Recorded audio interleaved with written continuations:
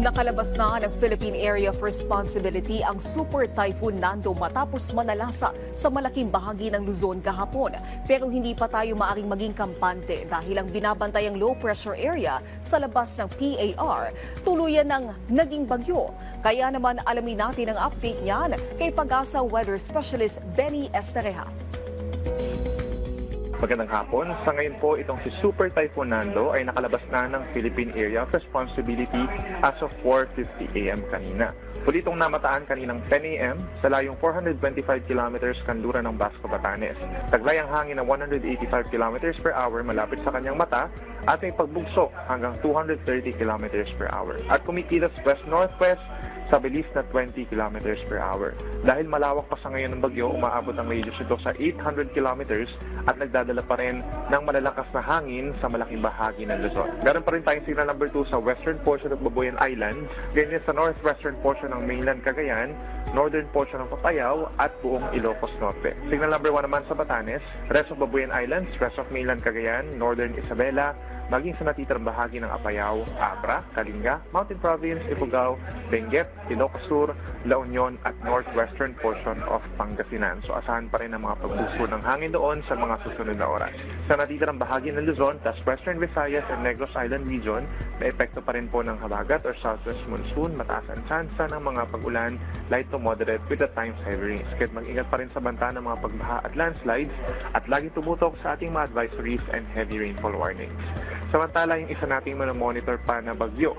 Ito po ay tropical depression sa labas ng Philippine Area of Responsibility as of 11 in the morning at huling namataan higit 1,000 kilometers east of Visayas. Posible itong pumasok ng PAR ngayong hapon hanggang mamayang gabi at papangalanan po natin na Opong. Si Opong yung magiging panglimang bagyo for the month of September at inaasahang lalapit po ang bagyo dito sa may Eastern Visayas, Bicol region pagsapit po ng Thursday hanggang Friday.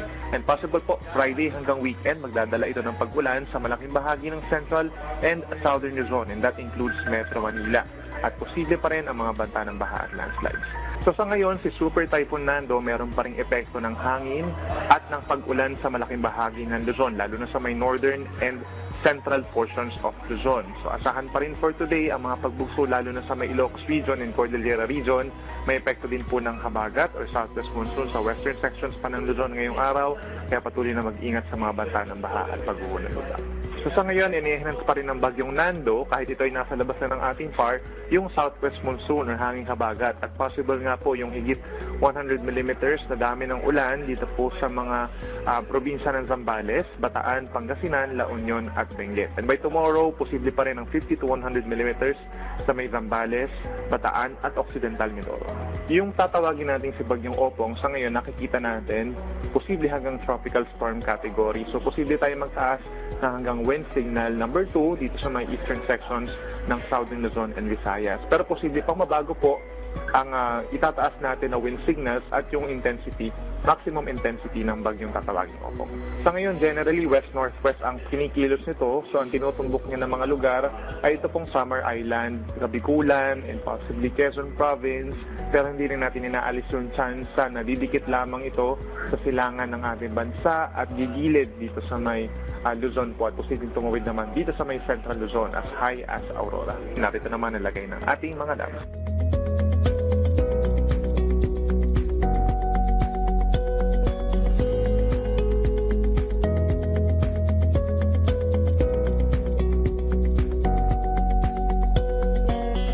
Yan muna ang latest mula dito sa Weather Forecasting Center ng Pag-asa. Ang next update natin ay mamayang alas 5 ng hapon. Maraming salamat.